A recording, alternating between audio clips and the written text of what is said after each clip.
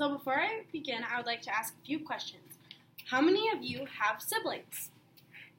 How many of you used to or still fight with those siblings like cats and dogs?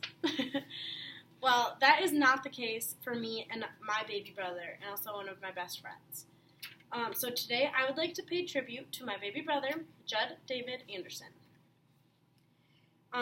Judd entered our quaint little family of 3 on March 4th, 2002, and that was the day that our family dynamic changed forever and was finally completed at a family of 4.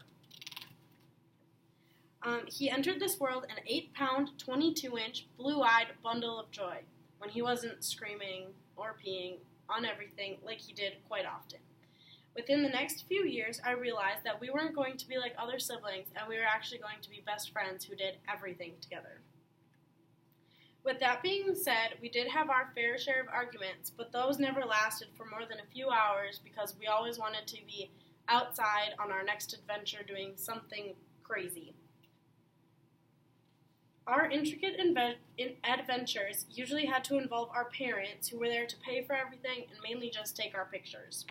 Without them, we wouldn't have had the expenses or the cars to cure our mischief and boredom. So we wouldn't get in trouble because we did that quite often as well. When we weren't too busy causing trouble, we were almost always either playing a sport or at the other one's sporting event cheering them on. I can't even begin to tell you how many out-of-town tournaments we have both been dragged to watch each other play a sport. Even though we were mainly required to go to these because of our parents, we secretly still loved to cheer each other on. My brother mainly cheering me on in soccer, and me cheering him on in soccer and football and baseball and basketball and whatever other sport that he decided he wanted to play that spring or summer, or fall actually. We have sat through rain and shine, however, to watch the game that we both love, which is soccer. Judd has made with my parents, he's made the 5-hour drive down to watch me play soccer, and I've also made the 5-hour drive up to watch him play soccer in his high school JV games, and he scored a goal in the game that I watched, and I did shed a tear or two, I can say that. Okay, switch. Leaving my baby brother 5 hours away in Minnesota to come to Co was one of the hardest things that I had ever had to go through. He had been a part of my everyday life for 13 and a half years at this point, and I couldn't even begin to fathom what it would be like to not have him only a flight of stairs above me to have midnight conversations with.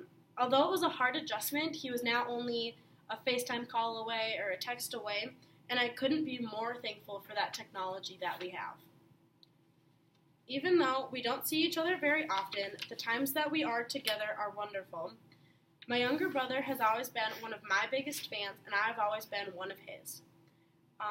He has also always been one of my best friends. With him being 4.5 years younger than I am, he doesn't get all of the things that I tell him, but he listens anyways. He also shares his life with me too, as long as I promise not to tell Mom and Dad. Mm-hmm. Seeing other siblings fight really hurts my heart because of how close Judd and I are. Going through this roller coaster of life with him and knowing we'll always have each other's back is a great feeling. I love my baby brother more than anything, and I cannot wait for all the adventures that we will have together this summer.